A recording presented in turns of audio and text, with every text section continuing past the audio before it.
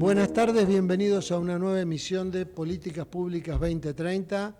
Bueno, como reiteradamente decimos, es un programa que ya tiene 3 años en el aire, de AM 1220 Ecomedios y por todas las redes sociales. Hoy con un programa de análisis a partir de lo que fue la sanción de la Ley Bases y de toda la implementación de algunos cambios de todo tipo en todas las áreas. Bueno, el análisis de cómo impacta esto en el financiamiento y todo esto de la mano de un especialista, de un doctor especializado en todo lo que es el tema de salud, con vasta experiencia, como es el doctor Rubén Torres, que nos acompaña bastante seguido. Y bueno, y Jorge Neira en este momento, y Miguel se está conectando. Buenas tardes, Jorge, ¿cómo te va? Muchas gracias como siempre, por tu participación. Bueno, ya se conectó Miguel, así que Ahí estamos. Bueno, es exactamente lo mismo, doctor Neira, le agradezco su caballerosidad y gracias Horacio Fernández y bueno, muchísimas gracias a el esfuerzo de Rubén Torres por estar siempre acompañándonos cuando se lo invita, más allá de ser un partícipe continuo de todas las problemáticas de salud, como bien dijo Horacio. eh, Yo me limitaría mi muy breve introducción a que reflexionemos sobre la conducta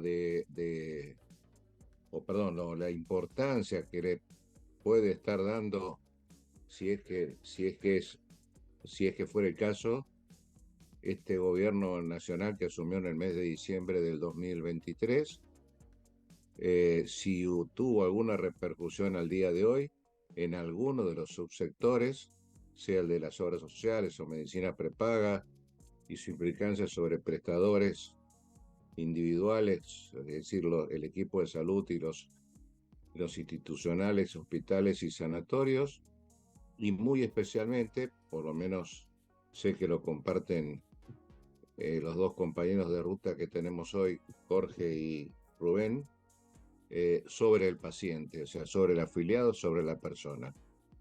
Sabemos de su solidaridad con la problemática del que está viviendo una situación de crisis en el país de carácter interdisciplinario, para llamarlo de alguna manera, con una inflación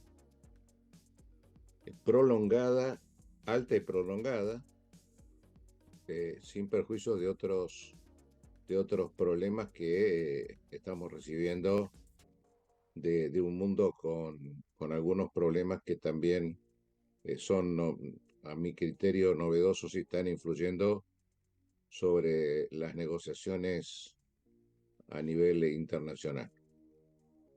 Jorge Neira, te pido por favor. bueno, muchas gracias Miguel. Bueno, bienvenido como siempre Rubén. Quizás sería bueno empezar a que vos hagas un análisis de lo que fue la reunión de ayer en CONRA con respecto al análisis de las últimas medidas financieras desde el punto de vista del gobierno. Y a mí me parece que hay algo que me quedó muy claro, es que esto no se hace pensando en el usuario, que es el paciente, ni tampoco en en el que facilita el acceso al sistema de salud, que son los profesionales del equipo de salud. Aquí hay dos ausentes, como son el paciente y el equipo de salud, porque, digamos, el paciente, porque yo creo que con estas nuevas medidas va a tener dificultades donde atenderse, porque si no va a poder costearse la medicina privada y las obras sociales se achican, como se planteó ayer, y el Estado no soporta, digamos, al sistema público de salud, no sé dónde se va a atender, porque no sé cuáles son las alternativas que nos va a quedar, y sobre todo porque independientemente de que uno pague una cuota altísima, tampoco están los prestadores en condiciones de ofrecer una medicina adecuada, habida cuenta de los magros salarios que se le pagan a los profesionales del equipo de salud. Yo estaba viendo ayer mientras estaba escuchándolos, eh, me fijé cuánto había aumentado la cobertura que yo tengo desde el agosto del año pasado hasta agosto de este año y aumentó 365%. Cuando uno le pregunta a los trabajadores del equipo de salud de esos lugares cuánto le aumentaron el salario, bueno, no te puedo decir con exactitud cuánto lo aumentaron, pero claramente es un nivel muy, muy inferior al incremento de la cuota. Es decir, que parece como que están resolviendo un problema de salud para un pequeño grupo y no, digamos, pensándolo en términos de cómo va a ser la atención de la salud en los próximos años. Me gustaría que hicieras una síntesis, Rubén, si te parece, para ir avanzando con estos temas. Hola, buenas tardes a todos. Muchas gracias por la invitación, como siempre. Eh, bueno, sí, a ver, como vos muy bien dijiste, Jorge, creo que una de las resultados o de las conclusiones de la muy interesante reunión que tuvimos ayer a la noche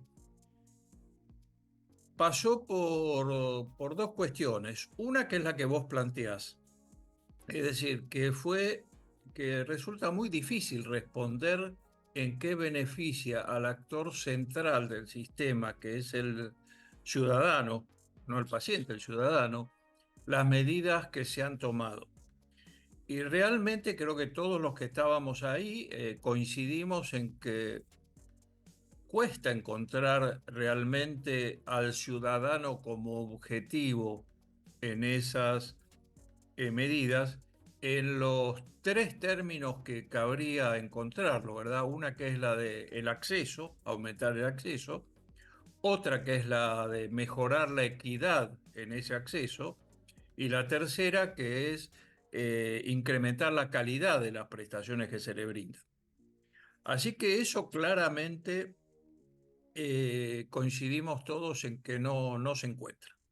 El otro aspecto que es llamativo es que no solo cuando uno inicia una gestión, sino cuando está al comando, digamos, de la gobernanza del sistema de salud global de un país, es decidir a dónde vamos, ¿verdad? Es decir, cuál es la meta final, qué es o cómo va a ser el sistema que queremos. Y cuando uno hace la sumatoria de todas las medidas que se han tomado, también resulta enormemente difícil encontrar el modelo al cual se aspira con las medidas que se toman, porque más allá de lo declamativo, y el doctor Kochlar anoche lo marcaba claramente cuando hablaba y leía las consideraciones de los artículos de los decretos sobre que trató la reunión. Él hablaba de un aumento de la equidad, la posibilidad de mejorar la libertad de elección. Ahora, realmente no queda claro lo primero, y lo segundo no es un objetivo del sistema de salud. Es decir, el objetivo de un sistema de salud no pasa por la libertad de elección. El objetivo de un sistema de salud pasa por mejorar las condiciones de salud, hacer que ese acceso sea equitativo para todos y que se logre la mayor protección financiera para que nadie caiga en pobreza cuando tiene que usar el sistema. Pero la libertad de elección no es más que una herramienta, y yo diría de todas las herramientas que conducen a esto, una de las más accesorias para lograr esos objetivos. Así que no sé, Jorge, si esto te responde un poco a la idea Sí, que sí, planteábamos tal ayer. cual. Yo creo que, a ver, uno pensaba, ¿no? No sé, no se sabe cuál va a ser la política con el hospital público, porque el hospital público va a depender, digamos, de la capacidad de cada provincia, supongo yo, en ofrecer la salud que considere que pueda hacerlo a través de la provincia o del municipio. Pero es una cosa compleja porque, como vos bien decís, estos presupuestos que no están pensados, digamos, con los aportes y contribuciones y en forma adecuada, no sé cómo se van a poder resolver para mejorar la calidad de atención médica. Yo creo que, y coincidimos con eso, porque lo hemos hablado muchas veces con vos, que el hospital público puede ser un excelente prestador de la seguridad social en condiciones de acondicionamiento, digamos, ¿no? Poniéndole en condiciones competitivas para ofrecer, digamos, una medicina de calidad. Ahora, todo esto tiene que ver con los magros salarios. Nosotros tuvimos una experiencia muy interesante en el Consejo de Certificación que es que se anotaron 3.500, supongamos, anestesiólogos para la certificación y la revalidación, y uno piensa, ¿y por qué se anotaron 3.500 en estas situaciones? Bueno, claro, los únicos que tienen un salario aceptable son los anestesiólogos, y en ese sentido, la Asociación Argentina de Anestesia y Analgesia lo que hace es decir, bueno, yo tengo la gente bien pagada, quiero que tenga calidad en la atención profesional. Pero esto se puede hacer con un pequeño sector, que es el pequeño sector que tiene una situación beneficiosa, no sé si beneficiosa, pero tiene una honrosa ubicación, digamos, en el tema de los salarios, cosa que no le pasa al resto. Y entonces vamos a tener un sistema de salud que, por un lado, como vos decís, va a tener dificultades en el acceso por un problema de plata. La persona que no puede acceder a la medicina prepaga, como hacía siempre, ¿qué va a elegir? No sé, porque si elige, supongamos, algún sistema de la seguridad social, existe el tema de la preexistencia, hay gente grande, gente que tendrá que resolver el tema de la preexistencia, con lo cual ya es un problema. Y que ir al hospital público en estas condiciones, donde faltan profesionales en el sector privado, en el sector de la seguridad social, en el sector público, por el tema de lo que se le paga a los profesionales. O sea que calidad de atención con interrogantes, equidad en la atención con interrogantes. O sea que de todo lo que vos decís, las cosas que tienen que ver el acceso universal, la calidad de atención y la equidad, son cosas que están, porque parece que se hubiera querido beneficiar a un solo sector. Si uno ve cuál es el sector que se benefició hasta hoy, son los empresarios de la medicina prepaga.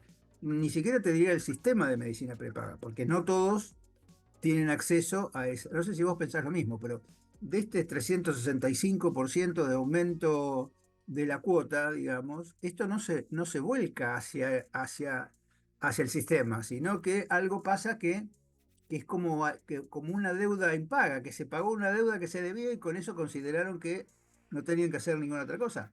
No sé vos cómo ves este asunto. Yo lo veo complejo porque la financiación del sistema privado no te asegura una medicina de calidad hoy, porque muchos de los médicos que estaban en el sistema privado, con los salarios que le pagan, se van.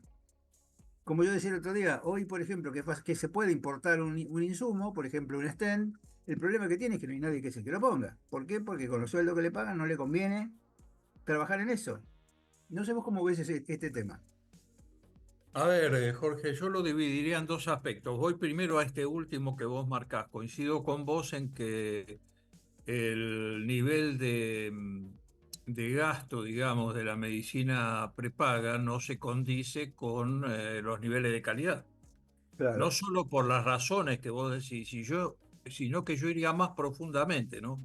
Yo creo que aún antes de esta crisis, la medicina prepaga tiene una deuda con el sistema, que es no haber revisado su modelo de atención. Muchas veces lo charlamos en este programa. El modelo de competición o de competencia, perdón, de la medicina prepaga entre las distintas firmas es una competencia para ver quién da más, no quién da mejores cosas o mejores niveles de Claro. calidad. Y esto aumenta desaprensivamente el gasto sin mejorar muchas veces el resultado final de esas operaciones. Entonces coincido contigo absolutamente en este tema. Y respecto de la primera parte de lo que vos decías, creo que tenemos que ver en contexto. Nosotros anoche analizamos el impacto financiero de las medidas, pero también habría que analizar esto que vos planteás, cuál es el impacto en el funcionamiento global del sistema.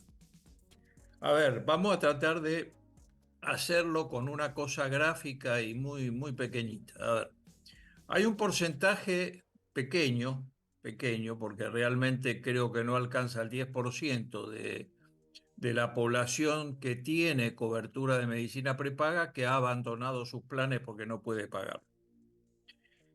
Ese porcentaje de personas muy probablemente tenga que volver al sistema de atención público, con lo cual aumenta la presión sobre el sistema público de atención. Otro porcentaje de esas personas puede que vuelva a su obra social de origen, con lo cual aumenta la presión sobre el sistema de seguridad social. Y ya hay algunos datos que reflejan cuál es el impacto global de esta situación. La atención en los servicios de emergencia de los hospitales de varias provincias aumentó aproximadamente en un 18% en los últimos meses. Entonces acá estamos hablando claramente de lo que vos manifestabas, es decir, esta, a ver, desorganización que empieza a surgir en el sistema aumenta la presión sobre un hospital público que no está preparado para responder a esos niveles de demanda, con lo cual va a caer la calidad fuertemente del sistema. Y esto es independiente incluso de otro tema que vos marcabas muy bien, que es la salida de profesionales del sector público por razones económicas. Es decir, aunque persistieran estos profesionales, creo que el aumento de la demanda no podría ser soportado tampoco por el sistema con un nivel de calidad aceptable.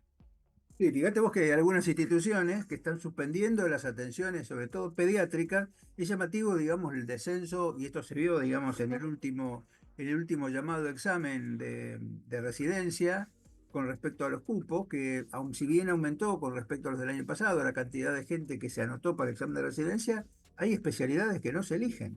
Y no se elige pediatría, no se elige clínica médica, no se elige medicina general y de familia. Y bueno, esto es un problema porque, digamos, hay una cosa interesante con la medicina general y familia y la pediatría, que nosotros discutimos bastante en el consejo, y sobre todo con los pediatras, que es que en muchos pueblos los médicos generales y de familia terminaron atendiendo a los chicos. O sea, terminaron convirtiéndose en pediatras extraoficialmente porque no tienen su título de pediatra, y los pediatras no saben qué hacer porque no son pediatras, pero tienen experiencia pediátrica muy grande, en muchos casos de muy buena calidad. Ni siquiera esto va a poder pasar, porque ahora ni siquiera va a haber médicos generales y de familia. O sea que no va a haber pediatras y no va a haber médicos generales y de familia. Y a mí me parece que esto es una cosa en el mediano plazo, ¿no? En el corto y mediano plazo. Fíjate lo que decíamos el otro día en nefrología. Se supone que va a faltar el 30% de los nefrólogos en los próximos años. 30% de nefrólogos totales en el país, cuando estamos en el medio de una movida muy grande a nivel mundial que tiene que ver con la prevención de la insuficiencia renal crónica. Es decir, bueno, si no está el nefrólogo, el sustituto para hacer la prevención de la enfermedad crónica es el clínico, pero tampoco va a estar el clínico. Entonces, fíjate vos cómo la cadena se va haciendo de tal manera que no sé cómo se va a hacer la atención médica, sobre todo porque además esto del voucher que se hizo en San Nicolás, me pareció una cosa muy, digamos, me pareció una cosa bastante paradigmática de decir, bueno, se arregla con el voucher. Eso es imposible, porque imagínate vos que le des un voucher a la gente para que se atienda donde le parece. ¿Cómo vas a sostener el resto de los hospitales públicos a los cuales la gente no fue con ese voucher? En fin, me parece que es una cosa, yo creo que el voucher puede ser una opción cuando todo el sistema funciona, pero no cuando el sistema está en este tembladeral que nadie sabe qué hacer. Así que a mí me parece que son todas medidas que lo único que contribuyen es a generar más anarquía de la poca que hay. Y la otra cosa que te quería decir, que me quedé muy preocupado, es el tema de la industria farmacéutica, ¿no? La industria farmacéutica parece como una cosa intocable, ¿no? Nadie puede decirle a la industria farmacéutica lo que tiene que hacer, y la industria farmacéutica es el responsable del 40% del gasto de salud. Ahora, a mí me parece que dentro de esta cosa de la relación que existe entre la medicina privada y la industria farmacéutica, hay algunos vericuetos que nosotros no entendemos por el cual la medicina privada puede tolerar 40% del gasto de la industria farmacéutica. Y esto te lo quería preguntar especialmente. ¿A vos qué te parece? ¿Cómo te parece que es esta cosa de la industria farmacéutica con el impacto que tiene el gasto, con una cosa que no se puede controlar porque parece que son intocables? ¿Cómo ves este tema? Porque yo creo que es un tema. Estamos hablando del 40% del presupuesto de salud, no estamos hablando de. A ver, no tengo una respuesta formada sobre esto, Jorge, pero sí tengo algunos tips que te pueden ayudarnos a pensar el problema, ¿verdad? A ver, la falta de gobernanza del Ministerio de Salud o de rectoría del Ministerio de Salud durante muchos años ha dejado librado a, no solo a la industria farmacéutica, sino a todos los intereses que la rodean, Sí, que sí, tienen claro. que ver con las mandatarias, que tienen que ver con las droguerías, que tienen que ver con y demás, eh, a que se dispensen y se prescriban una serie de medicamentos, muchos de los cuales todos sabemos no tiene sentido que estén. Y no solo eso, sino que se ha impuesto en algunos casos la cobertura hasta por el 100% para muchos de estos medicamentos. Entonces, bueno, ahí hay una falla de la política que habla de la debilidad de la rectoría del Ministerio Nacional. El otro aspecto que tiene que ver ya con los medicamentos de innovación, de alto costo y demás, es que venimos discutiendo desde hace más de 10 años el tema de si vamos a tener o no una agencia de evaluación de tecnologías sanitarias. Bueno, Y a mí me parece que a mí me lamentablemente, parece que eso, Rubén, como vos decís, digamos, es una insinuación, ¿no? No sale una agencia que saldría fácil. ¿Por qué no sale? Bueno, me gustaría escucharte, pero creo que tenés razón, digamos, ¿no? Da la casualidad que justo la agencia no puede salir. bueno, yo lo decía el otro día, en mi último artículo en la revista Médicos, yo finalizo con una frase que tiene que ver con esto, que vos mencionás, Jorge. Es decir, creo que todos los que estamos en el sector tenemos claro cuáles son los problemas del sector y todos tenemos soluciones posibles para estos problemas. Que te diría sinceramente, me parece que no difieren mucho entre los distintos andariveles políticos de cuáles son las soluciones. Entonces, la pregunta clave es si todos sabemos qué es lo que hay que hacer, todos sabemos cómo hay que hacerlo. La razón es por qué no aparece la solución.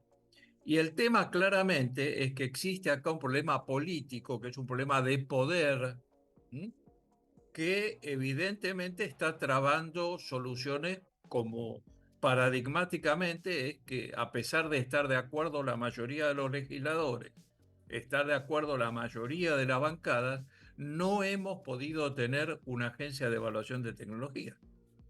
Creo que ahí hay algunas influencias que habría que indagar un poquito más profundamente, porque creo que en ese nudo de poder está una de las respuestas a los problemas que vos planteás. Sí, lo que yo estoy de acuerdo con lo que decís. Además, ¿cuál sería la principal objeción a tener o el riesgo, digamos, para algunos intereses? Yo creo, como vos decís siempre, que el sistema de salud no se arregla porque nadie lo quiere arreglar porque no le conviene. Porque hay mucha gente que vive del sistema de salud, ¿no? Pero me parece que en el tema este de la Agencia de Evaluación de Tecnología hay algo que nosotros no podemos ver de dónde está la dificultad, porque por algo es que la dificultad está, y algo que podría ser fácil de entender, que sea una agencia, porque se habla del CONETEC casi como si fuera una agencia, y yo creo que CONETEC no es una agencia porque no tiene las características que tiene que tener.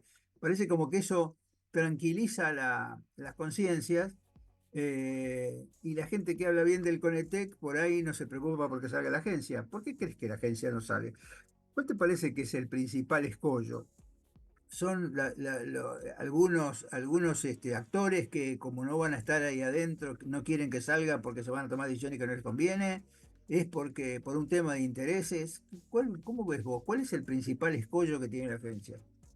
Mira, yo creo claramente que es un problema de intereses, Jorge. Es decir, a ver, dar transparencia a un mercado tan gris como resulta el de el alto costo en algunos sentidos, evidentemente perjudica a numerosos intereses, ¿verdad? Y bueno, esto creo que, y acá no estoy hablando solo de los laboratorios, ¿eh? No, no, no, claro. Cuidado, porque uno automáticamente dice, ah, bueno, pero esto, no, no, no. Yo creo que los laboratorios serios están absolutamente de acuerdo con la creación de una Agencia Nacional de Evaluación de Tecnología. También creo que existe todo un contexto del negocio del expendio de medicamentos en Argentina que evidentemente puede verse perjudicado con alguna de las medidas que la agencia podría tomar. Y creo que eso es lo que dificulta o impide que se ponga en marcha la Agencia de Evaluación de Tecnología. ¿Mm? Sí, porque hay otra cosa, vos viste que ayer se comentó, y es una cosa bien sabida, que los medicamentos cuestan más caros en nuestro país que en países desarrollados. Ujú. Y el otro día estaba viendo que en la calle Florida, mi viejo laburó 50 años en negocios en la calle Florida. Mi viejo laburaba en Casa Tau, que era una casa inglesa en la Galería Güemes, y después siguió trabajando hasta que se jubiló ahí en la Galería Güemes. Y hoy la Florida, que se ha reconvertido, digamos, y que tiene entidades comerciales competitivas en el mercado, dicen que nuestra Florida es más cara que probablemente la Quinta Avenida, más o menos, ¿no? Y Ujú. uno dice, ¿cómo es el tema? Que acá todo nos tiene que salir más caro. ¿Cómo no hay algo, digamos, que haga que nosotros podamos ser competitivos con el resto? Porque siempre tenemos problemas. Y como el medicamento lo pagamos todo, porque el medicamento, cuando uno va a comprar el medicamento, si tiene una prepaga, tiene solamente cubierto el 40%. Y los Jorge, ¿eh? en un minutito volvemos, por favor, no se ofendan. No, seguimos con El, este tema. Seguimos el, con este el tema que bar, me parece que. Perfecto, el bar me está reclamando un minuto. cómo no. Viste que te cobraron offside ayer, ¿no? ¿Qué?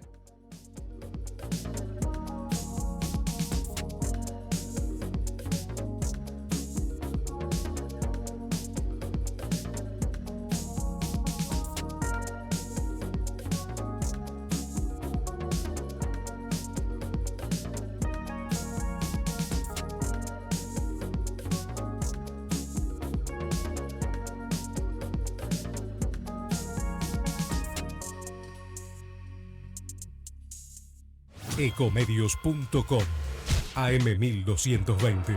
Estamos con vos. Estamos en vos. American and Merit Hoteles. Primera cadena hotelera argentina. 3, 4 y 5 estrellas. Más de 20 destinos de Argentina y el Cono Sur. Aprovecha el código promocional Puro Branding con el 10% de descuento para los hoteles American Córdoba Park, American Executive Córdoba, American Buenos Aires Park, Merit San Telmo y American Executive Mendoza Hotel hasta fin de año. No válido para fines de semana largos. American and Merit Hoteles. Informate en ecomedios.com. Seguinos en TikTok, @ecomedios1220.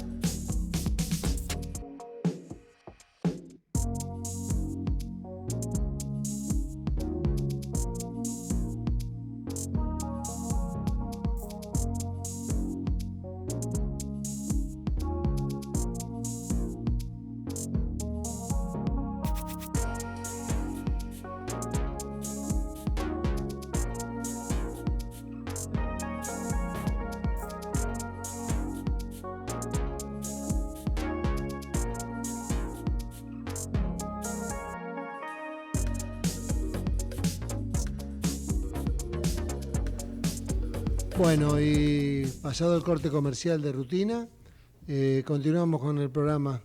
Jorge, Miguel. Gracias. Y un poquito para cerrar, como estábamos hablando, Rubén, lo que te estaba comentando, es que, digamos, uno puede ir a la calle Florida y no comprar lo que venden porque es caro, pero cuando va a la farmacia, digamos, si no compra lo que vende ya tiene un problema, porque es que o compra la mitad, o como decíamos el otro día, si el medicamento es para todo el mes, pero vos te venden comprimidos de 28, en un mes tenés que comprarlo 2 veces. Con lo cual, eso se generan situaciones, digamos, no se hace costo por tratamiento, es decir, de tal manera que cuando te hacen la indicación, te dan un tratamiento durante 3 meses para que vos compres en la cantidad de comprimidos que necesitas para cubrir esos meses. Y a mí me parece que todo esto es una cosa compleja y nadie tiene, o no sé vos cómo ves, nadie ve la situación de decir, bueno, empecemos por acá, empecemos por por alguna medida. No hay ninguna medida de ningún tipo, no está la compra unificada, y vos decís, o sea, hay que seguir pagando, digamos. ¿Cómo ves esto vos, Rubén? A ver, Jorge, sí, mira, creo que hay varias cosas, porque por un lado, una de las cosas que se alega siempre es la del precio, que evidentemente es un tema que alguna vez habrá que discutir. Pero también está el tema contextual de nuestras condiciones macroeconómicas y de, a ver, de legitimidad que se reconoce a la institucionalidad en Argentina, que hacen que no solo los precios de los medicamentos, sino de muchos otros bienes tengan que ver con valores diferentes a los que tienen en otros países. Pero vayamos, yo quiero volver sobre el principio de rectoría, ¿no es cierto? Cosas que se debieran hacer y que no se hacen.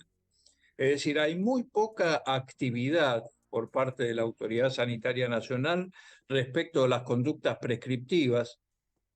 Por ejemplo, desde el punto de vista de la seguridad social, se podría garantizar un vademecum Claro. garantizado con guías y protocolos que oriente la compra que las obras sociales deben hacer respecto de este tema y que oriente también cuáles sería, digamos, la cronología de las medidas clínicas y terapéuticas a tomar probadamente en determinadas circunstancias y evitar el caos que existe hoy, donde, es decir, un grupo médico trata con un antibiótico una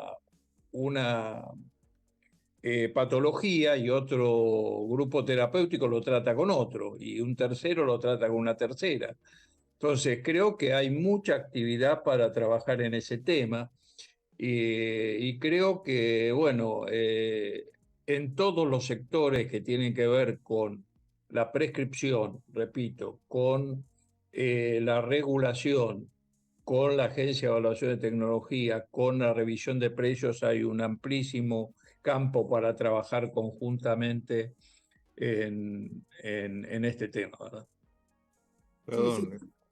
Sí, dale, Miguel. No,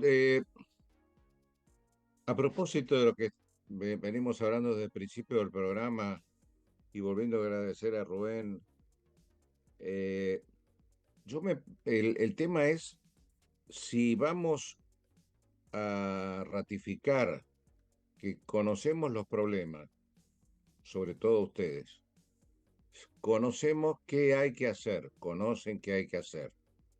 La pregunta es, eh, ¿somos cómplices, para llamarle de alguna manera, o podemos llegar a ser cómplices por en este momento no estar presentando con la fuerza suficiente la unión que siempre plantea Rubén y que Neira ratifica de la mesa de consenso con todas las patas necesarias?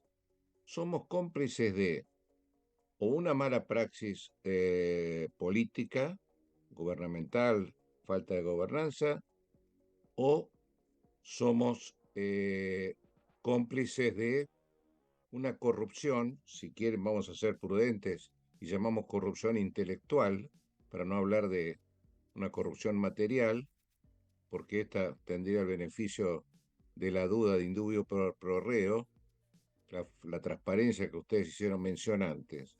O sea, yo quiero plantear cómo ven ustedes de acá para adelante, porque si a este programa le ponemos 10, no sé, 25 de julio del 2010 o el 2005, probablemente estemos hablando de los mismos problemas, agravados, por supuesto, por una crisis más profunda y más prolongada.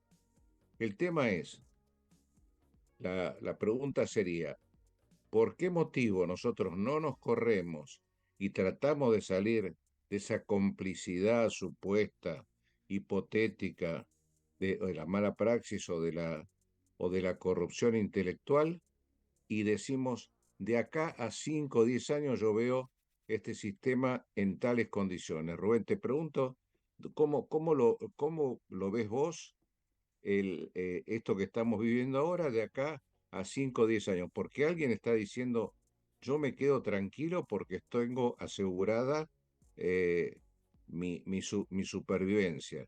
Y no así, como bien señalaron, la tiene asegurada ni el paciente, ni el equipo de salud, ni muchas instituciones que tratan de hacer las cosas con los niveles de calidad mínimas, para llamarle de alguna manera. Rubén. A ver, Miguel, nadie la tiene asegurada. ¿Viste? En los sistemas de salud, las modificaciones son tan permanentes y tan constantes que esto exige acciones permanentes por parte de las autoridades, ¿verdad? Entonces nadie tiene asegurado esto. Y además, esa visión que vos planteás, bueno, yo la tengo asegurada porque hoy puedo pagar una prepaga o tengo una obra social que me garantiza la prestación, es una visión que atenta contra algo que yo mencioné anoche y que es el tema de cuáles son los valores que la sociedad asigna a un sistema de salud. Y un valor central es el valor de la solidaridad.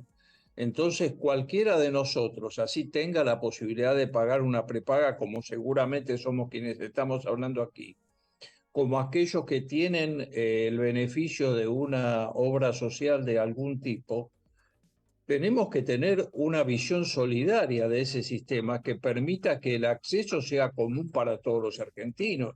Y además esto no es un tema hoy solamente declamatorio. Estamos en un país que está alcanzando 50% de su población en situación de pobreza. Entonces a ese grupo de población nosotros le tenemos que garantizar, sin lugar a ninguna duda, un acceso equitativo al sistema de salud. Así que te diría, Miguel, que nadie tiene asegurado un futuro en esas condiciones. Respecto de lo que vos decís, de por qué no se actúa sobre este tema, bueno, yo insisto permanentemente y anoche surgió espontáneamente el tema. Incluso se le hizo una suerte de reclamación a un grupo respecto de que cuando se constituyó ese grupo no se invitó a las farmacéuticas a incluirse en ese grupo. Bueno, yo no sé si esto es simplemente o es solamente una obligación de una institución civil, pero sí estoy seguro de que es una obligación de la institución gubernamental. Es decir, el llamar al sentarse a esa mesa a todos los actores del sistema y tratar de colocar algún marco de funcionamiento conjunto, coordinado, es la labor principal de la política, ¿no? De la política sanitaria. Así que coincido con vos en que si me decís cuál es una de las causas, y es la debilidad de la política sanitaria argentina la que ha permitido que lleguemos al lugar donde estamos. Rubén, ¿y por qué no exigimos, tanto individual como instituciones, asociaciones, que el Estado cumpla con el rol? Porque la salud no figura en el documento firmado en Córdoba con 10 puntos, o sea, estamos posiblemente en el 15 o 20 y el gobierno no registra el tema salud. No escuché, perdón, de estas instituciones que vos mencionás y que son conocidas, el reclamo para que el tema sea tratado. Sí, Miguel, ahí creo que hay, a ver, varias situaciones, ¿no? Una que anoche hubiera sido muy interesante preguntarle a Fidanza, porque alguna vez lo he charlado con él, cuál es la razón por la cual la salud está tan bajo en las prioridades de la ciudadanía, ¿no? Pero creo que de alguna manera esto trasunta algo que yo también mencioné anoche. Cuidado que la falta de interés, por decirlo de alguna manera, en las políticas de salud, de alguna manera está mostrando esta falta de solidaridad social que vos mencionabas recién, ¿no es cierto?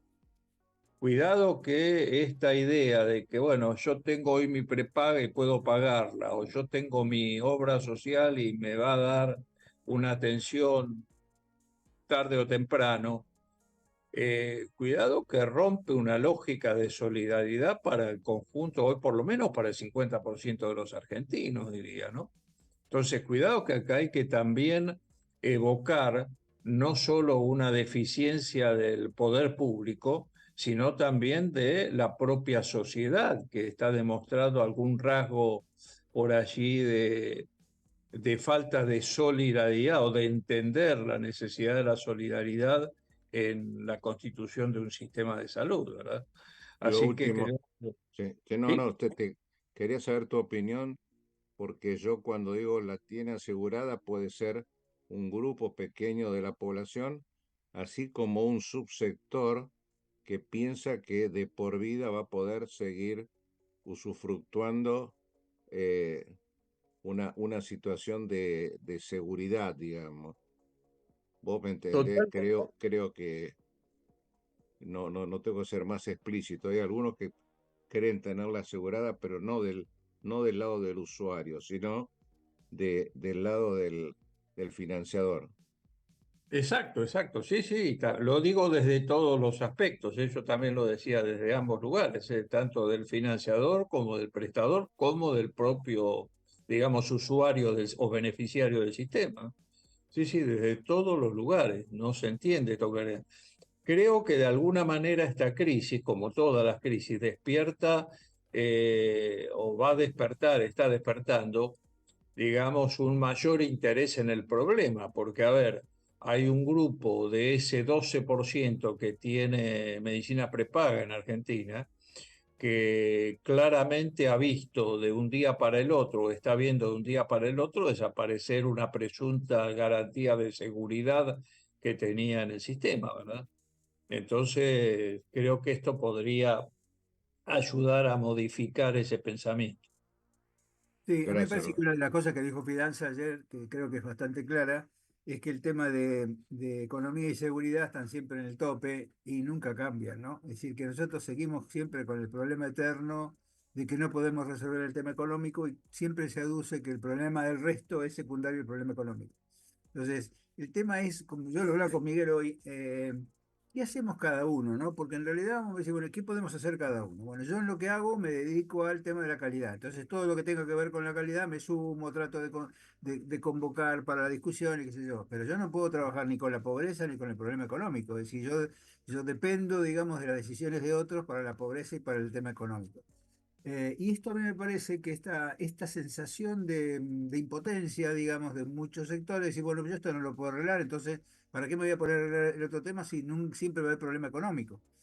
Y esto me parece que también hace, digamos, a esta inacción de grupo, ¿no? Porque, como dicen los chinos, peligro significa, crisis significa, viste que tienen las dos letras que tienen que ver con peligro y oportunidad. El peligro está claramente ahora y la oportunidad de generar un cambio.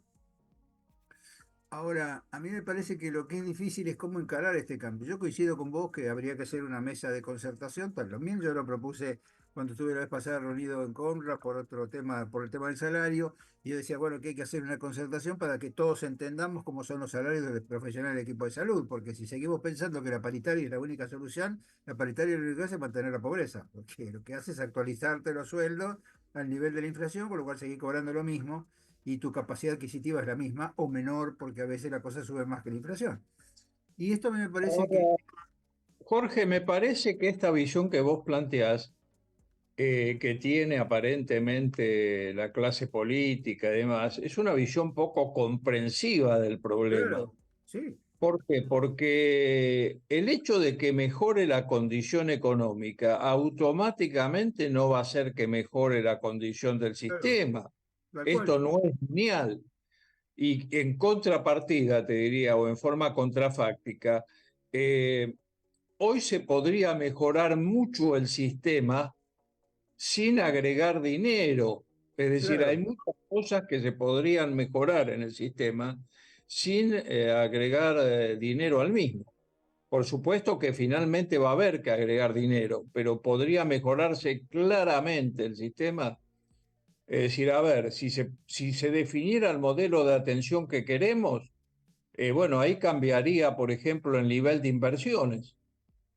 Es decir, estamos en un mundo en el cual las enfermedades son crónicas, en el cual el aumento de la expectativa de vida hace que los cuidados representen tal vez la herramienta terapéutica más importante, por decirlo de alguna manera, del sistema de salud.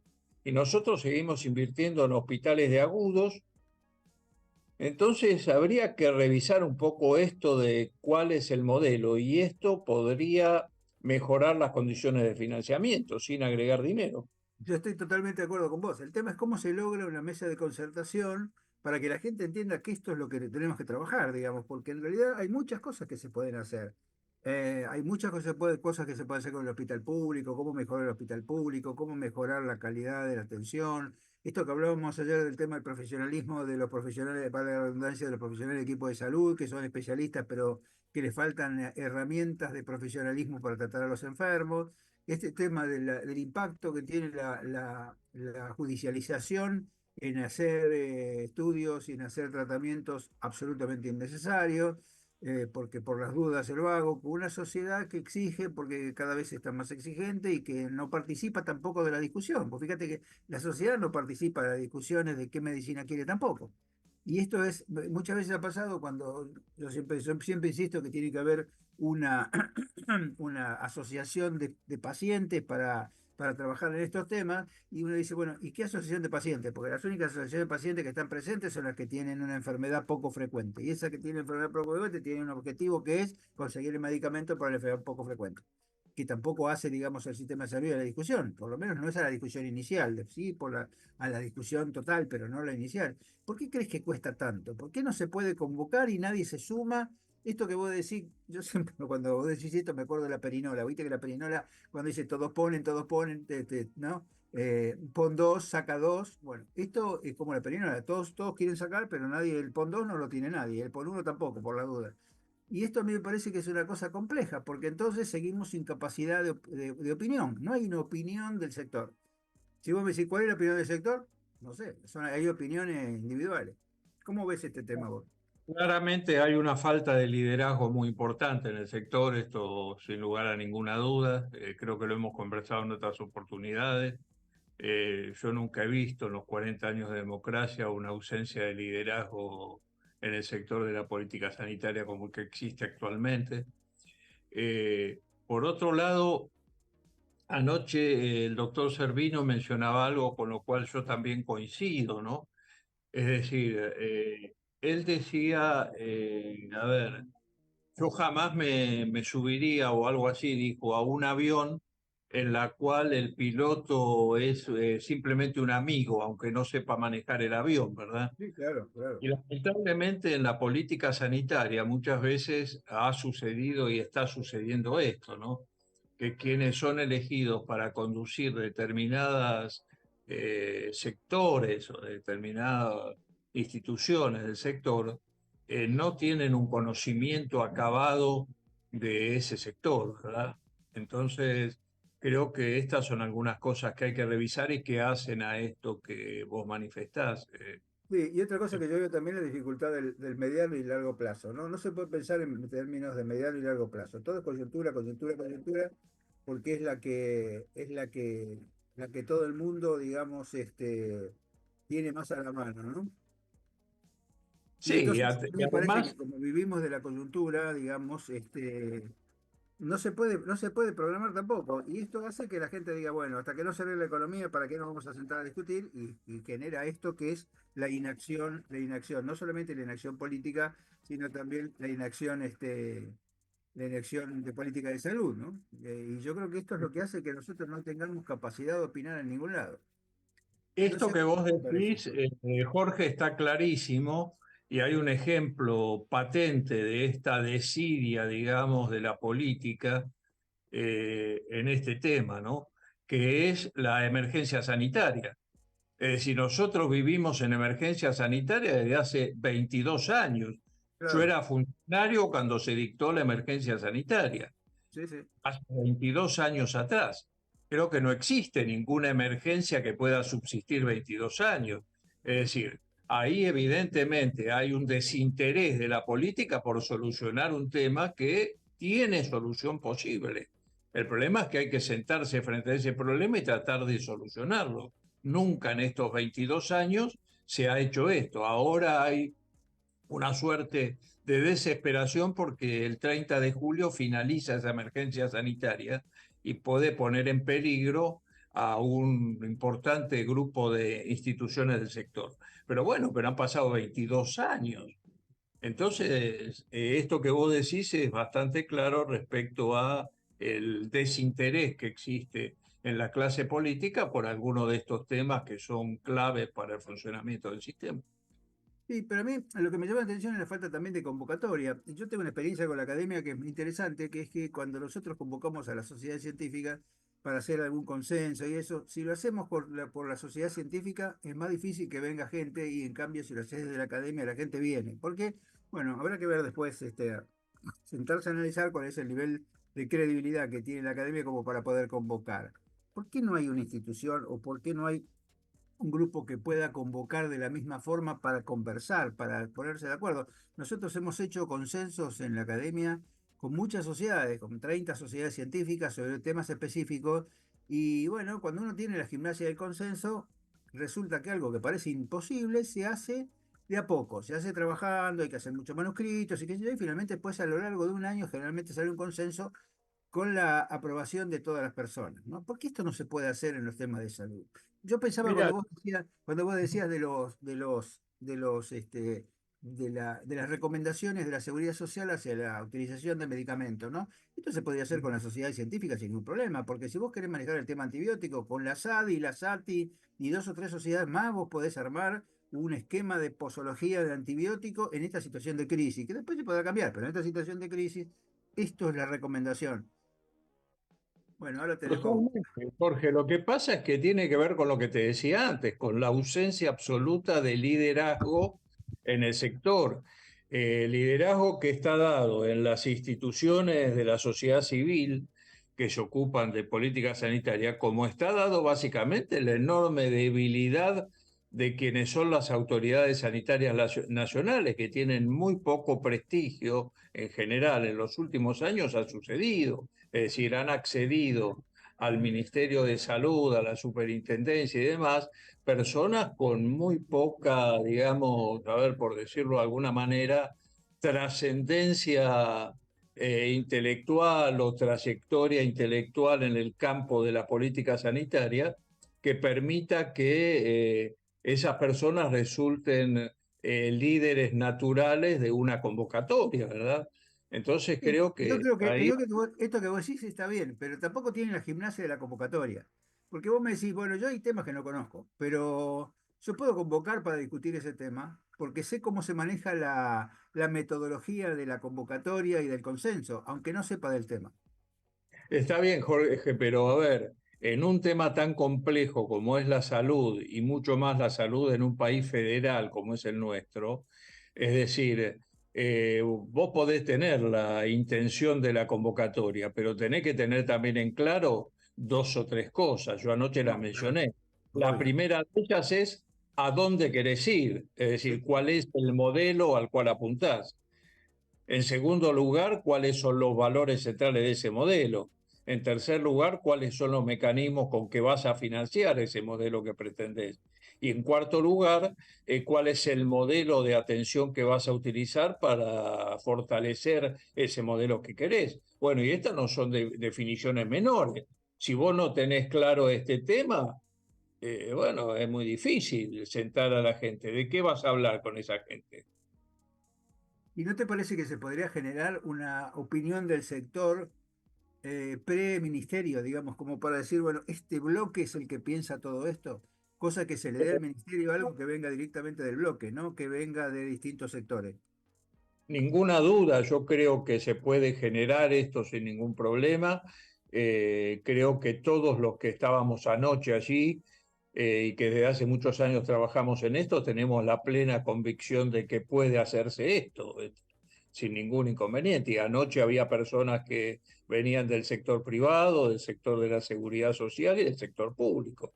Así que no me cabe ningún tipo de duda de que esto se puede generar sin inconveniente. Bueno, Bueno, Jorge, tenemos que Sí, Miguel, dale, cerra vos. No, no, digo, tenemos que agradecer a Rubén y a vos especialmente y bueno, esperar que este mensaje llegue a todos los actores del sistema de salud y como adhiero a lo que está diciendo Rubén y vos ratificaste, Jorge, que las autoridades consideren que estamos en una crisis muy grave, muy profunda y muy prolongada. Y como dijo Rubén, hay que saber cómo conducir esa mesa de consenso y de diálogo. Yo agradezco muchísimo por parte del foro y del grupo Medeos. Jorge, te dejo la palabra y Rubén también. Bueno, nada, agradecerte como siempre, Rubén. La verdad que vos sos una persona que clarifica ideas y que motiva muchas actividades, así que te agradecemos como siempre la participación y bueno, seguiremos discutiendo de estos temas en los próximos programas. Bueno, muchas gracias a ustedes, a Miguel, a vos, Jorge, por la posibilidad de discutir y de difundir las ideas, que es uno de los caminos para hacer esto que vos planteabas, que es lograr que el sector tenga alguna palabra o algún foro de discusión sobre su futuro. Muchas gracias. Muchas gracias. Gracias, Miguel. Gracias a todos.